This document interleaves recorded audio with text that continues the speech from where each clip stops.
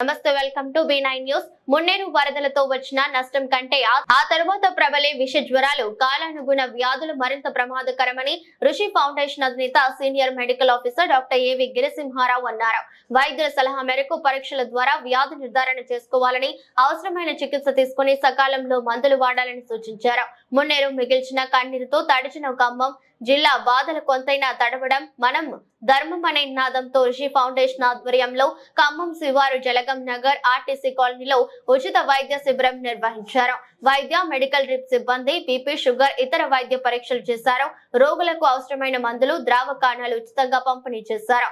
ఉచిత వైద్య శిబిరాన్ని తదితర ప్రాంతాలకు చెందిన 1000 మంది ప్రజలు సద్వినియోగం చేసుకున్నారు. వైద్య శిబిరంలో కాలనీ అధ్యక్షులు, ఆర్టీసీ మాజీ కంట్రోలర్ ఆకుతోట శ్రీనివాసరావు, ఏఎస్ రావు, గుండు మాధవరావు, బొల్లికొండ వెంకన్న, స్టార్ శ్రీను తదితరులు పాల్గొన్నారు. ఈ మధ్య ఖమ్మం మున్నేరు పరివాహక ప్రాంతం అంతా కూడా కన్నీరులాగా మారిపోయి ప్రతి ఇంట్లోకి వరద నీరు వచ్చి ఇంకా కోలుకోని పరిస్థితిలో ఉన్నటువంటి ఈ దయనీయమైన పరిస్థితిలో ఇక్కడ ఉన్నటువంటి పెద్ద తండాలో ఆర్టీసీ కాలనీలో ముఖ్యంగా మా RTC retired employees, RTC employees ఎక్కువగా ఉన్నటువంటి ఈ కాలనీలో ఈరోజు అంటే వరద వెళ్ళిపోయిన తర్వాత వచ్చేటువంటి వ్యాధుల గురించి ఒక చిన్న అవగాహన కార్యక్రమం, అట్లాగే అందరికి కూడా వైద్య సదుపాయం అందించాల్సిన ఉద్దేశంతో ఈరోజు ఇక్కడ ఈ హనుమాన్ గుడి ప్రక్కన ఒక వైద్య శిబిరాన్ని ఏర్పాటు చేశాం. దీంట్లో ఇప్పటికే షుగర్, బీపీ, జ్వరాలు ఉన్నటువంటి పేషెంట్స్ కి మేము వైద్య సదుపాయాలు అందిస్తున్నాం. పరీక్షలు కూడా ఫ్రీగా చేస్తున్నాం. మందులు కూడా దాతల సహాయంతో మా ఋషి ఫౌండేషన్ తరఫు నుంచి మేము మందులు కూడా ఫ్రీగా ఇస్తున్నాం. ఈ అవకాశం ఇచ్చినందుకు ఇక్కడ ఉన్నటువంటి కాలనీ వాళ్ళందరికీ కూడా, నిర్వాహకులకి నేను కృతజ్ఞతలు తెలియజేసుకుంటున్నాను.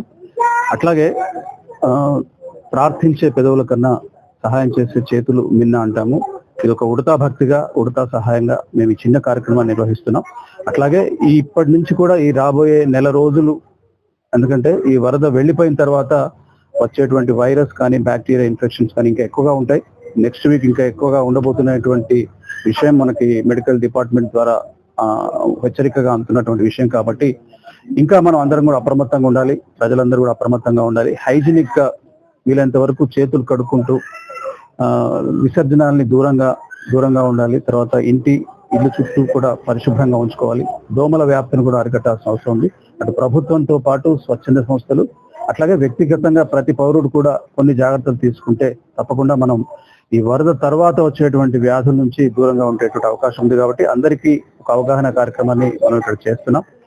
అందరూ చాలా యాక్టివ్ గా పొద్దున్న నుంచి పాల్పంచుకుంటున్నారు ఈ కార్యక్రమంలో. పేరున అందరూ కూడా కృతజ్ఞతలు తెలియజేస్తున్నాం.